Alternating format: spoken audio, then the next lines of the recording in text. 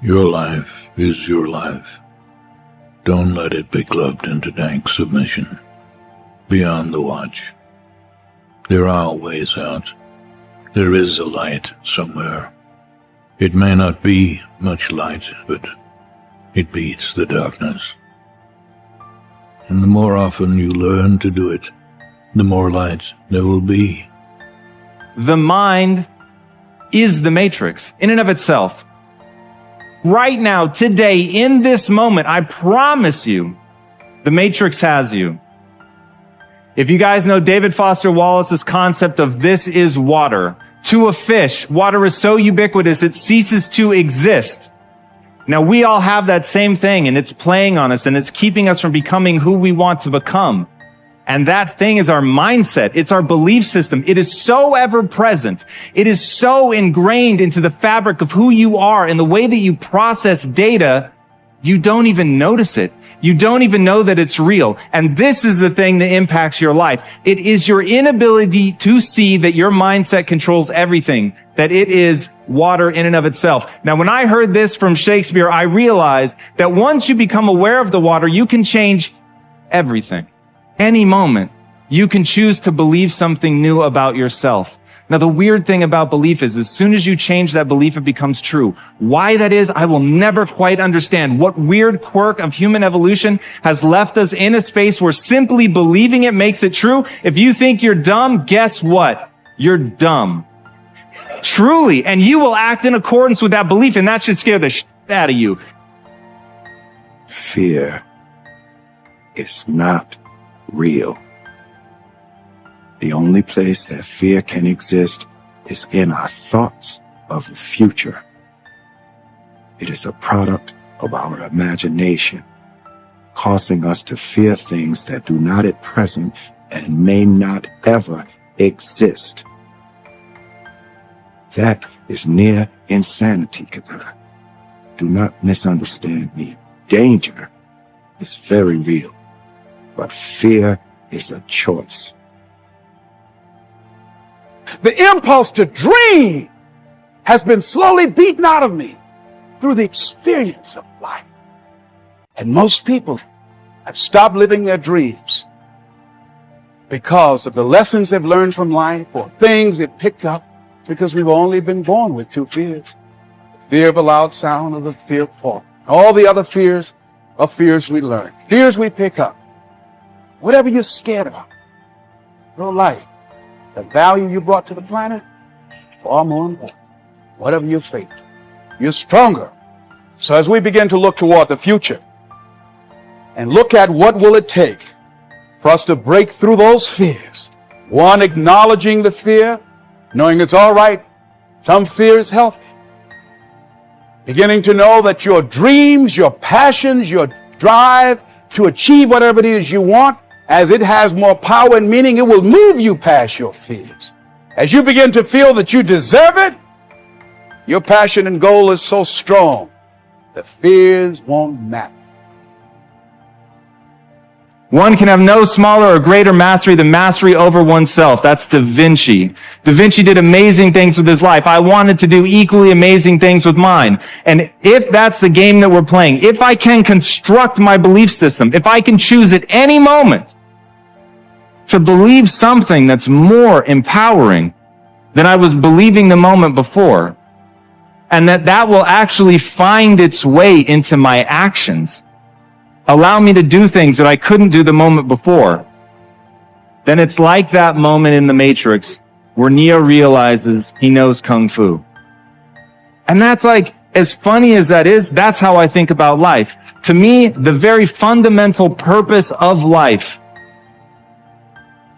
is to find out how many skills I can acquire that have utility, and then put that utility to the test in service of something greater than myself.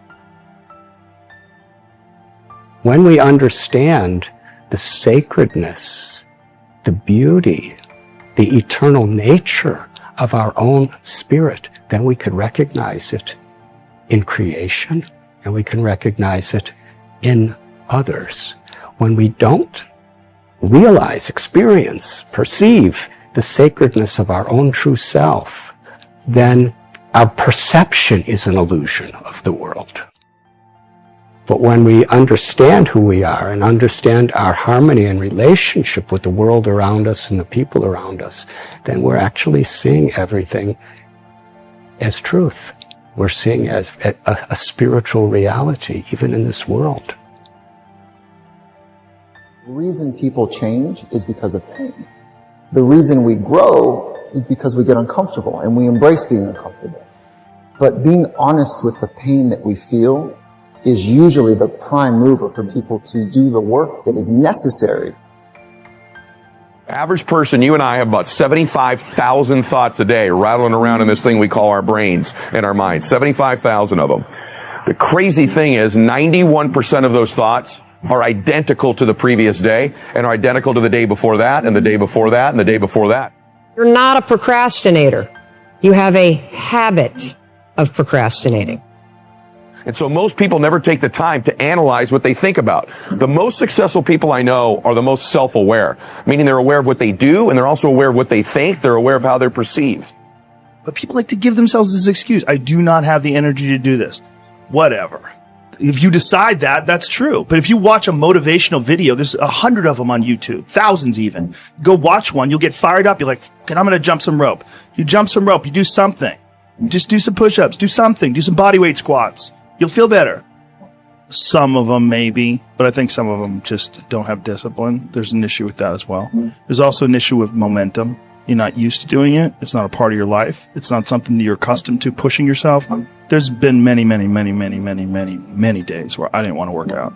I just didn't feel like I had the energy, and I just forced myself. And I think there's very few people out there that know how to force themselves.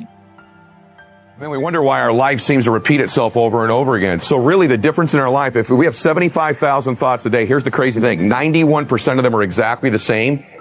The separation in our life is in those 9% of their thoughts. Because remember this, these magnets are pretty powerful. That's why I'm always saying that your obsessions become your possessions, because they do. You draw into your life exactly what it is you think about. It's a physical reality that you attract to yourself what you think about. So the difference in our life is 9% of our thoughts. That's why people say all the time the difference between winning and losing is so small, it's almost too scary to talk about. And really we've identified what it is. It's 9% of what we think about alters the direction of our life. So what I'm here to tell you today is you've got to hone in and get aware of what you think about and then alter those 9% of the thoughts that are variable on a daily basis to serve you. And you know, people are very, very, very, very tough. And it turns out that if you face things that you can put up with a lot more than you think you can put up with, and you can do it without becoming corrupted. You have to be alert when you're suffering. You have to be alert to the beauty in life, the unexpected beauty in life. And, you know, you have to look for that little bit of sparkling crystal in the darkness when things are bad. You have to look and see where things are still beautiful and where there's still something that's sustaining. You know, you narrow your time frame and you be grateful for what you have, and that can get you through some very dark times. Our belief system is based upon our evaluation of something. Frequently, if we reevaluate a situation, our belief about it will change. I began reevaluating who I was.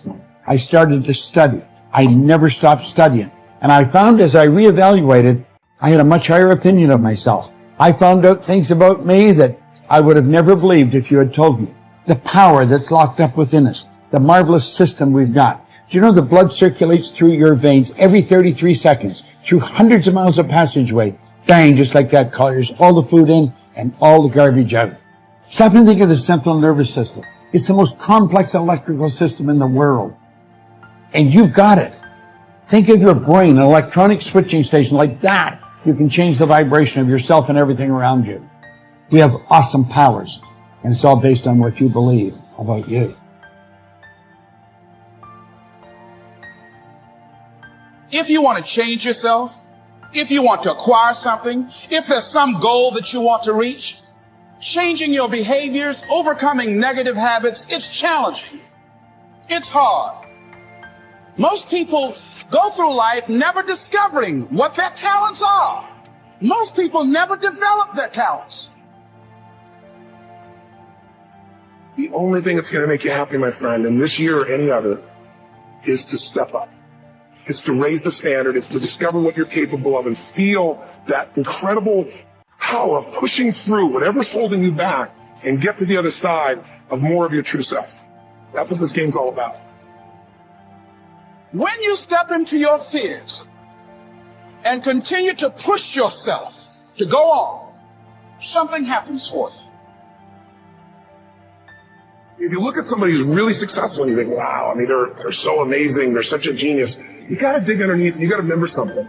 People are rewarded in public for what they practice for years in private. If you don't develop the courage to do that which has been given you to do, and you spend a lot of time going around trying to convince other people or trying to get their approval, what will happen is that you will lose your nerve.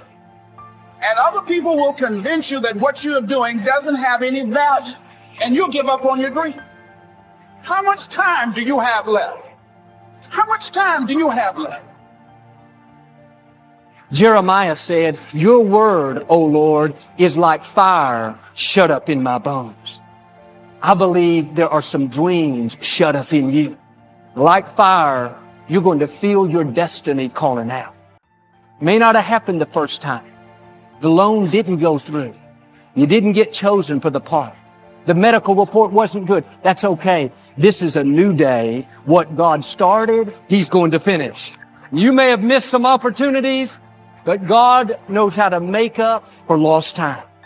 He's going to give you another chance. He said in the book of Joel, I will restore the years that have been stolen. Progress equals happiness. And if we can make progress on a regular basis, we feel alive. And that's why at the beginning of the year, we get this thing like, okay, I can have this fresh start. I can really do what my soul desires. I can expand. I can grow. I can improve. I could change. Or maybe better than change, I could progress. See, think about that. Progress is an aliveness to it, doesn't it? You don't have to work at changing. People say all the time now, well, I'm working on changing. Don't worry about it. You don't have to work on changing. Change is automatic. Your body's going to change whether you want it or not as the years go by. And no matter how hard you work, there's going to be some changes going on there. The economy is going to change no matter what you want it to do. The weather is going to change. Relationships are going to change. Everything in life is always changing. We don't have to work on change. Change is automatic, but progress is not.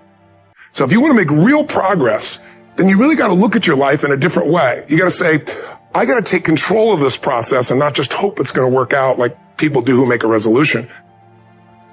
You may have lost years because somebody else put you at a disadvantage, or years because of your own choices. God knows how to make up for it. He's still going to get you to where you're supposed to be.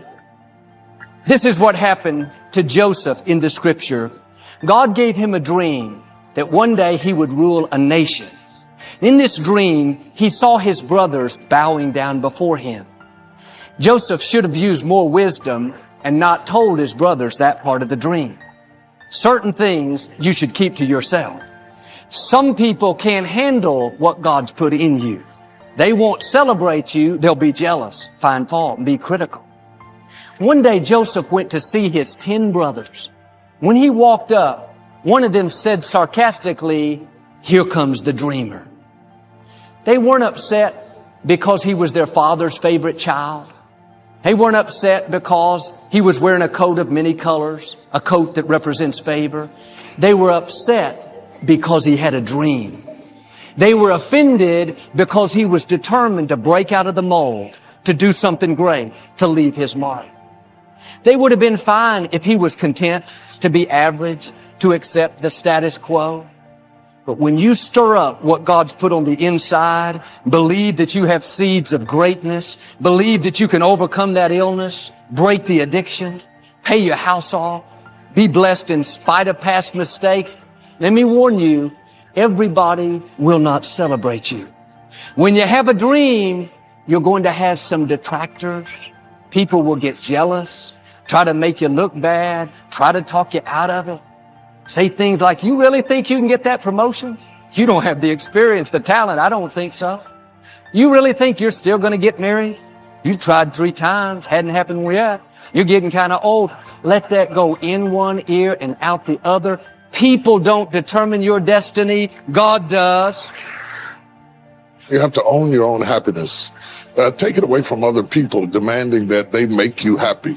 Your kids are not going to make you happy. Your spouse is not going to make you happy. A big house is not going to make you happy.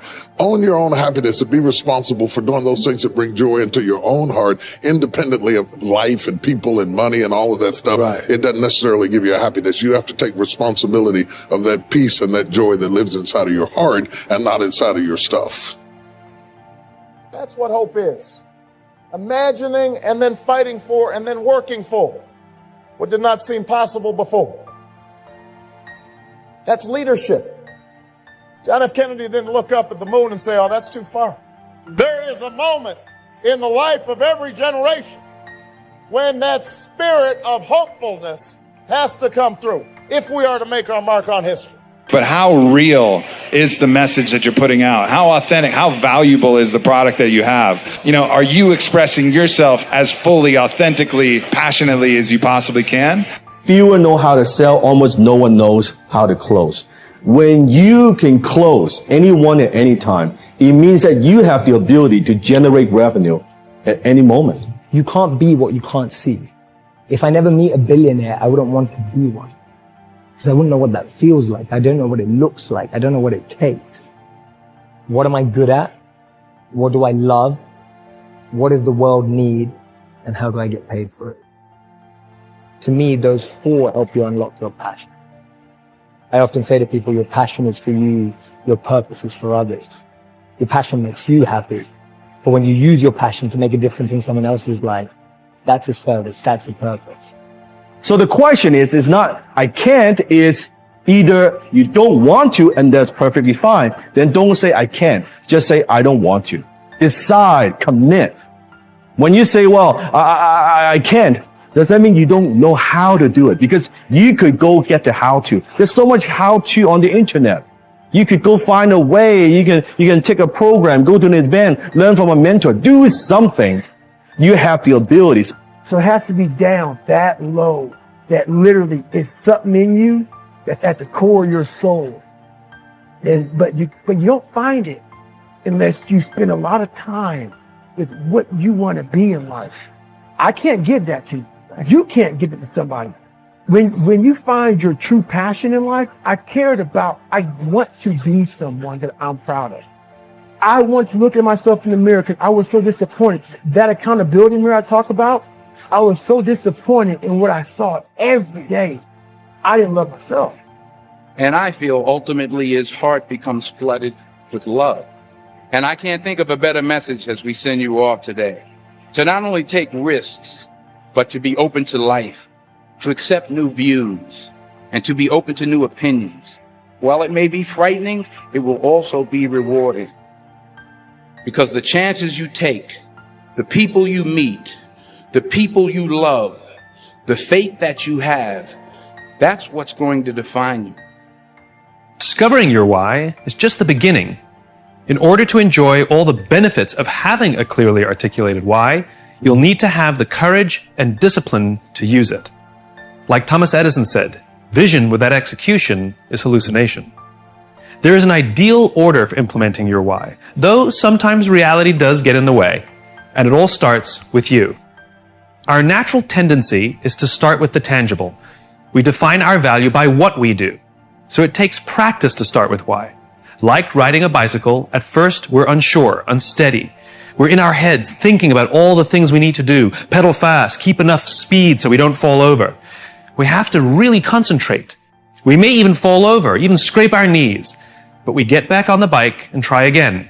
And eventually, it becomes natural. Starting with why is no different. At first, it feels awkward. It may not even work. But with practice, it will become so natural that you won't even be able to imagine a time when you couldn't do it. Just like riding a bicycle.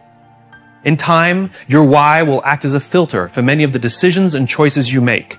It becomes a tool to help you find a job or seize an opportunity in which you're more likely to succeed. It removes a lot of the guessing. Here's a metaphor to show you what I mean. It's called the celery test. We're constantly asking people for their advice on what to do or how to do it. It's like going to a dinner party and somebody says, do you know what you need?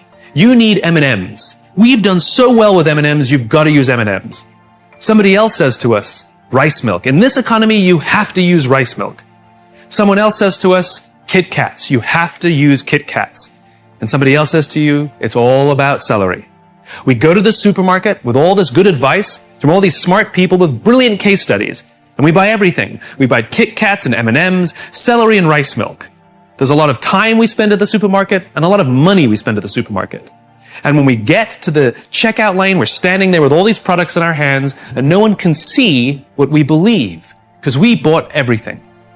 But let's imagine we know our why. Let's imagine our why is to always be healthy and only do things that protect the health of our bodies. Now, which products do we buy? Given all the same advice from all the same smart people, this time we only buy celery and we only buy rice milk. They're the only two that make sense. We spend less time and less money at the supermarket. And when we're standing there in line with only celery and only rice milk, now people can see what we believe. Somebody walking past can say, hey, I can see that you're healthy, so am I. You just attracted an opportunity or a referral or a friend simply by saying and doing the things that you believe. And the best part is it's scalable. As soon as I said the why, you knew exactly which products we were going to buy. This means the more you can articulate your why, the more others will know what you stand for and will be able to help you make the right decisions. From now on, you will work to ensure everything you do is a good fit. If you do too many things that aren't a good fit, you'll feel uncomfortable and people will feel that you're being inauthentic. On the other hand, when you start with why, your ability to stand out, find support, and work to all your natural strengths will flourish. With practice, you will learn to trust your why. You will eventually start to see your job and the things you do as ways to breathe life into your cause. And the better you get at it, the more you will feel that your life and everything you do has purpose. The best way to implement your why is to work at it slowly.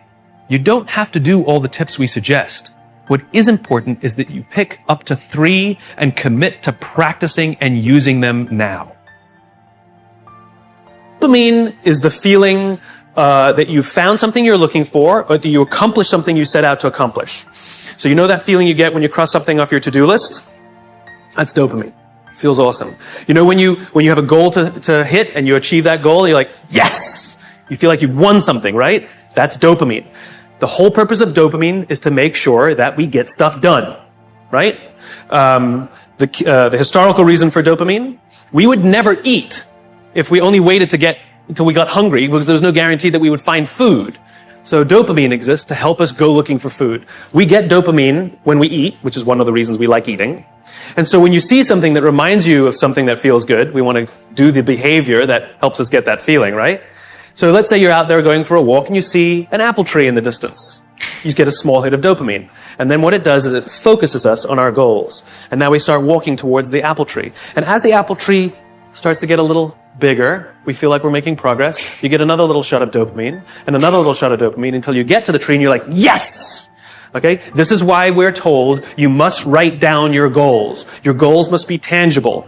There's a biological reason for that. We're very, very visually oriented animals. You have to be able to see the goal for it to biologically stay focused, right? If you don't write down your goals, if you can't see your goals, it's very hard to get motivated, to get inspired. For example, think about corporate visions, right? A corporate vision has to be something we can see, right? That's why it's called a vision. You can see it, right? To be the biggest, most respected, to be the fastest growing are not visions. They're nothing, right?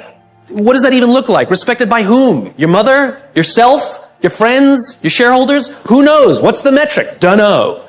It's amorphous. It doesn't motivate us. Just like I can't tell you, you will get a bonus if you achieve more. You're going to ask me, how much more? I'm going to say, more. Doesn't work. You need a tangible goal. You need a tangible goal, right? Here's a great vision. Martin Luther King, I have a dream that one day little black children and little white children will play on the playground together and hold hands together. We can imagine that. We can set our sights on that. And every time we achieve a goal and achieve a metric and achieve a milestone that makes us feel like we're making progress to the vision we can see, we keep going and going and going until we achieve something remarkable. You have to be able to see it. Dopamine. Like I said, dopamine is the feeling you get when you set out to find something you're looking for as well.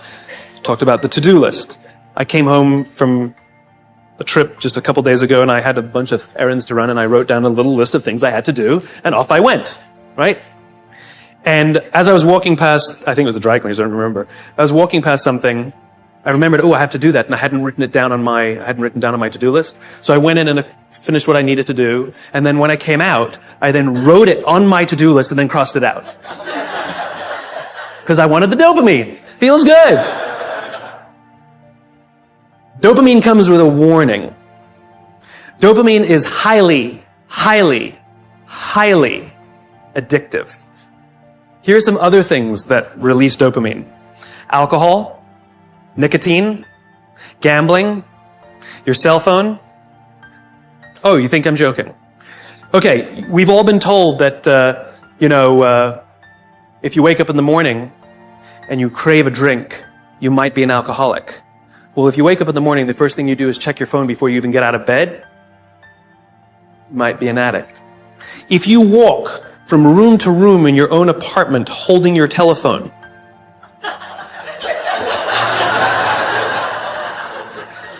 you might be an addict. When you're driving in your car and you get a text and your phone goes beep. We hate email, true. We love the beep, the buzz, the ding. Oh. Right? You'll be there in 10 minutes, and yet you have to look at it right now. You might be an addict. And even if you read it and it says, are you free for dinner next Thursday? And you have to reply immediately, you can't wait the 10 minutes. You might be an addict. And for all you Gen Ys out there who like to think that you're better at multitasking because you grew up with the technology, then why do you keep crashing your cars when you're texting? You're not better at multitasking, you're better at getting distracted. In fact, if you look at the statistics, ADD and ADHD have, diagnoses of ADD and ADHD have risen 66% in the past 10 years. Okay, ADD and ADHD is a frontal lobe disorder, right? Are you telling me out of nowhere 66% of our youth have a frontal lobe problem? Where did that come from? No, it's a misdiagnosis, right? What are the symptoms of a dopamine addiction to technology? Distractibility, inability to get things done, easily distracted, shortness of attention. It's all the same things, so we misdiagnose things. It's the addictive quality of dopamine. We can also get addicted to performance in our companies when all they do is give us numbers to hit, numbers to hit, numbers to hit, and a bonus you get, and a bonus you get, and a bonus you get. All they're doing is feeding us with dopamine, and we can't help ourselves. All we do is want more, more, more. It's no surprise that the banks destroyed the economy, because one of the things we know about dopamine addict is they will do anything to get another hit, sometimes at the sacrifice of their own resources and their relationships. Ask any alcoholic, gambling addict, or drug addict. Ask them how their relationships are doing, and if they've squandered any of their resources. It's an addiction. Dopamine is dangerous if it is unbalanced. It is hugely helpful when in a comfortable and balanced system, but when unbalanced, it's dangerous and it's destructive.